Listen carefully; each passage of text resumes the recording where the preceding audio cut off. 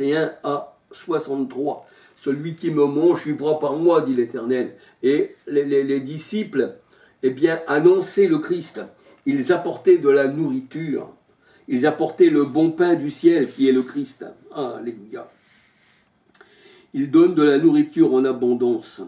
Job 36, versets 27 à 33. Job 37, verset 11. Il charge de vapeur les nuées.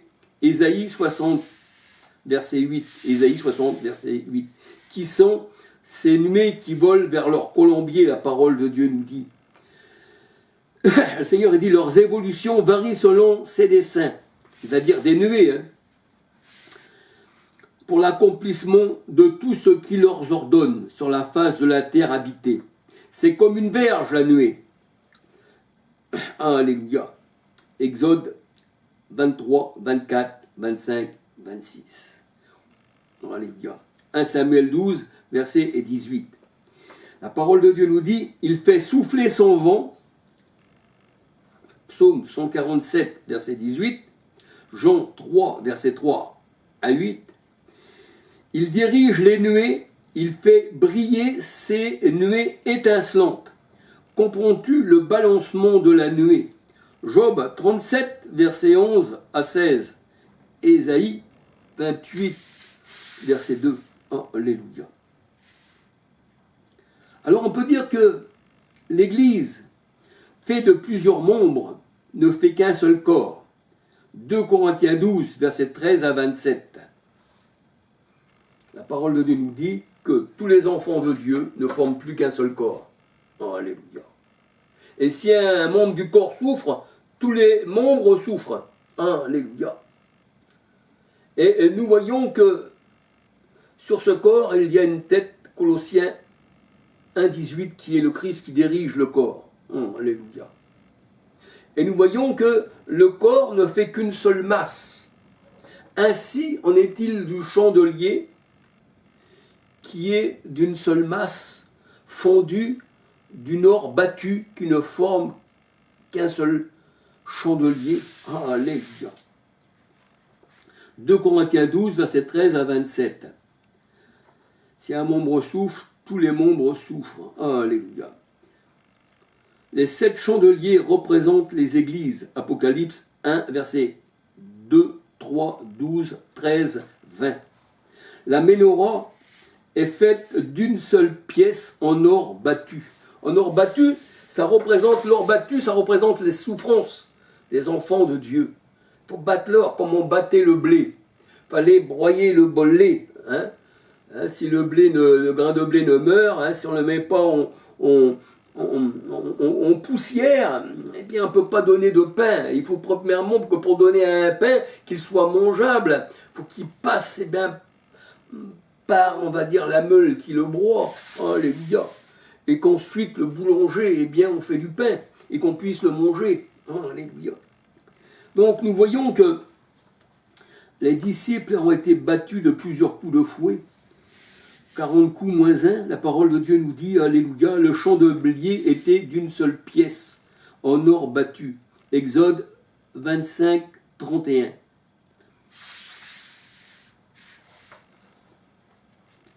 On peut dire que tout ce corps qui est le Christ, nous sommes des enfants de Dieu, un seul corps, mais réunis par un seul esprit.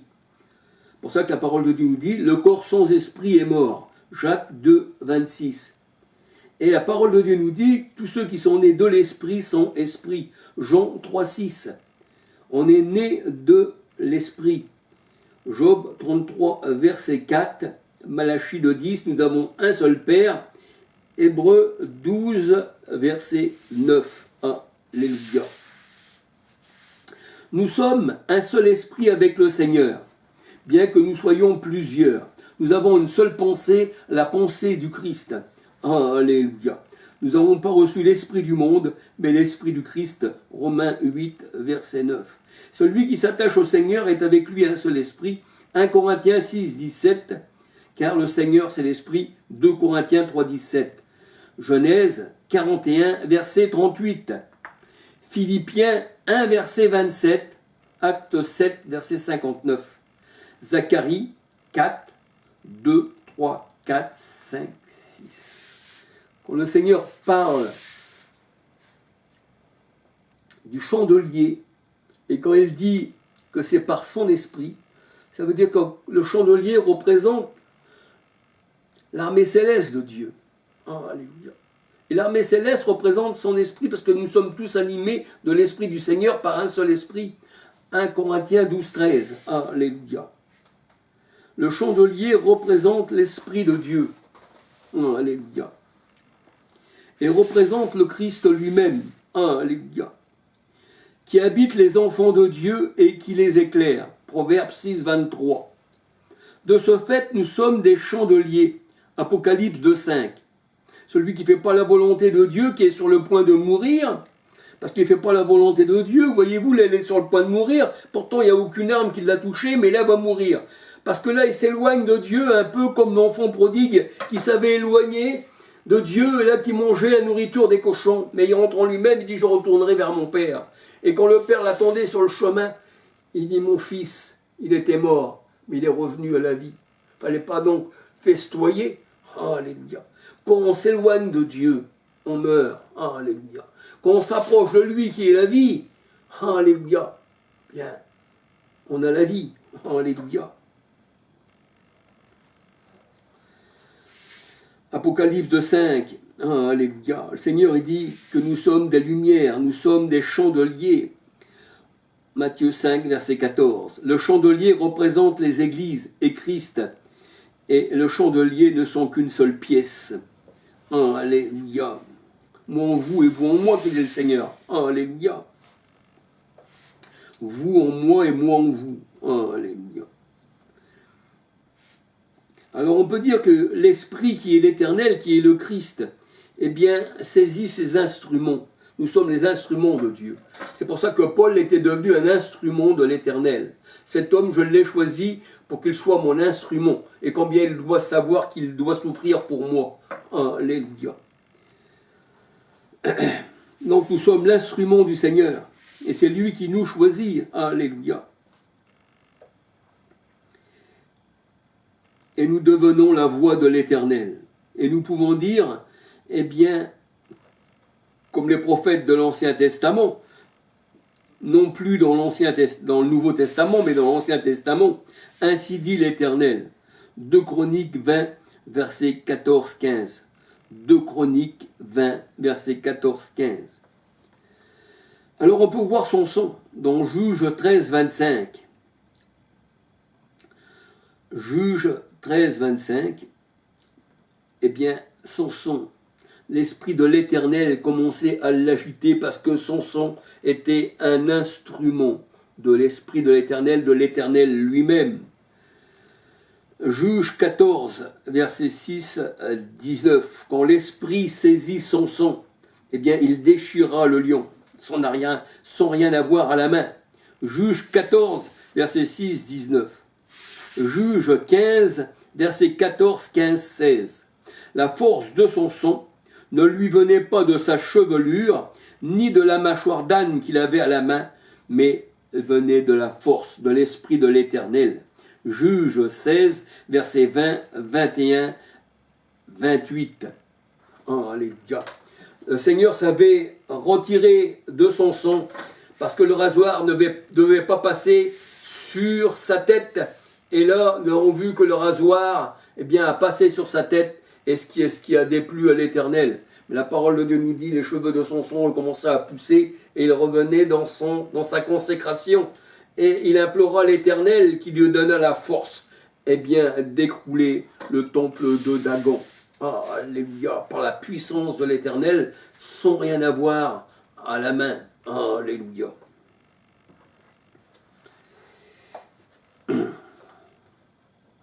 Alors on peut dire que le combat de David contre Goliath, 1 Samuel 17, verset 50, avec une fronde et une pierre, et il a terrassé Goliath. Pourtant David dit, ce n'est ni par l'épée ni par la lance que l'Éternel sauve, car la victoire appartient à l'Éternel. 1 Samuel 17, verset 47. Et Samuel disait, qu'il combattait Goliath au nom de l'Éternel. Et quand nous combattons l'ennemi au nom de Yeshua, et quoi que vous fassiez, Colossiens 3,17, quoi que vous fassiez en parole ou en œuvre, faites tout au nom de Yeshua, afin d'avoir la victoire. Alléluia. Quand tu combats au nom de l'Éternel, tu as la victoire. Tu combats pas en ton propre nom, ni dans tes propres chars, mais tu combats sans rien à la main, parce que c'est Dieu qui combat pour toi. Alléluia. Alors il est dit, David prend son bâton en main, choisit dans le taureau, écoutez bien, choisit dans le taureau, faut bien comprendre le taureau, 5 pierres polies. Les pierres polies, ça veut dire des pierres usées, polies par l'eau, usées par l'eau. C'est ce qui donne des galets et ensuite du sable. À force que l'eau est passée dessus, eh bien ça s'use. Et la parole de Dieu nous dit que les pierres usées, eh bien c'est l'ennemi de Dieu. Job 14, verset 18. Les pierres polies, les pierres usées. Job 14, 18.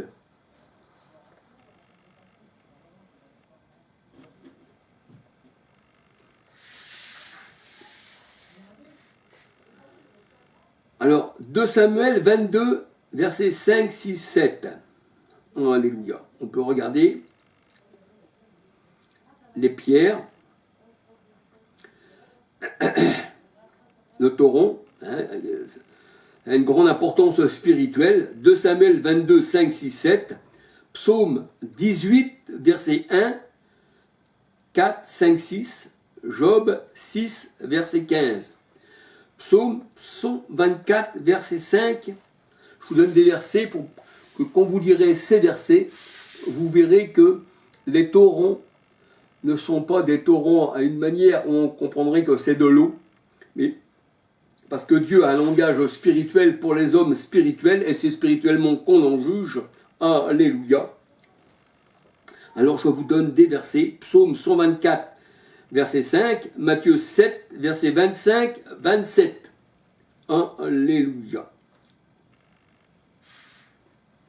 Alors, il y a les taurons de Bélial. Les taurons de Bélial. Les taurons de Bélial, psaume 18, verset 4, 5, 6, version Chouraki. Version Chouraki, Chouraki explique mieux, en fait. Alléluia. Alors ici, les pierres de fronde que David a pris dans le tauron de Bélial, les taurons de la destruction, eh bien, ici, les pierres de fronde sont du chaume, la parole de Dieu nous dit. Voyez-vous, le Seigneur, il considère les pierres que David a pris dans le tauron comme du chaume. Alléluia. Job 41, versets 18-19. Le chaume représente Ésaü et les faux prophètes. Abdias 18. Alléluia. Abdias 18. Abdias 18. Alléluia. Et ils sont enflammés. Alléluia. La parole de Dieu nous dit, le méchant est du chaume. Malachie 4, verset 1. Exode 15, verset 7, 8.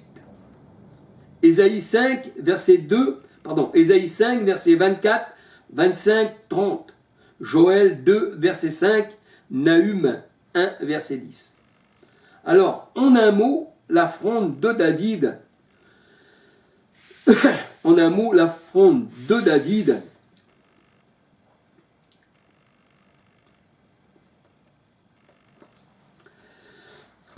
représente, la fronde de David représente, dans un mot, comment je pourrais bien dire, représente Goliath qui est une pierre de fronde en fait. Goliath lui-même était une pierre de fronde. Et cette pierre-là, elle a été jetée sur Goliath. Comprenez bien le sens des Écritures, mes frères et sœurs, alléluia. En un mot, la fronde de David représente Goliath qui est une pierre de fronde, que David rejeta au loin, que David rejeta au loin l'âme de Goliath, que David rejeta au loin l'âme de Goliath. La pierre dans la fronde représente l'âme de Goliath, que David, avec la fronde, rejeta au loin. 1 Samuel 17, verset 49. 1 Samuel 17, verset 49. 1 Samuel 25, verset 29. 1 Samuel 25, verset 29. Jérémie 10, verset 18, version Chouraki. Alléluia. 2 Chroniques 26, 14. Et par ses élus, par Judas, considéré comme un arc, et Éphraïm un arc, le Seigneur, nous dit dans sa parole, eh bien, il a vaincu les pierres de fronde. Il a vaincu les pierres de fronde. Alléluia. Gloire au Seigneur. Gloire au Seigneur. Alléluia. Eh bien voilà mes frères et sœurs, je n'aurais pas aller plus loin parce que sinon ça va faire beaucoup de vidéos. J'aurai encore beaucoup de choses à dire au sujet de la mort, que Dieu tue. Alléluia. Mais nous voyons que le Seigneur tue, mais il fait vivre. Alléluia. Le Seigneur, malgré qu'il t'a tué, il peut te faire revivre. Comme dans Ézéchiel, les morts reviennent à la vie et un esprit de vie revient.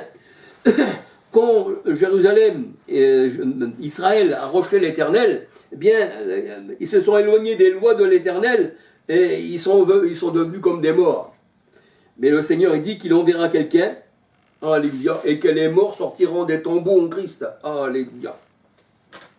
Gloire au Seigneur, que le Seigneur vous bénisse, un petit bonjour à tout le monde, alléluia. Gloire au Seigneur, excusez-moi, je vais faire aller assez vite parce que je n'aurais pas voulu que ça soit trop long.